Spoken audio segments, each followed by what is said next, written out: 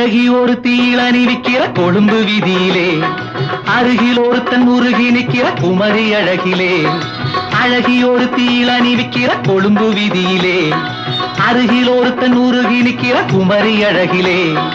அக்காமவ கண்ணை அடிச்சா மாமங்கார கையை பிடிச்சான். அக்காமவ கண்ணை அடிச்சா மாமங்கார கையை பிடிச்சான்.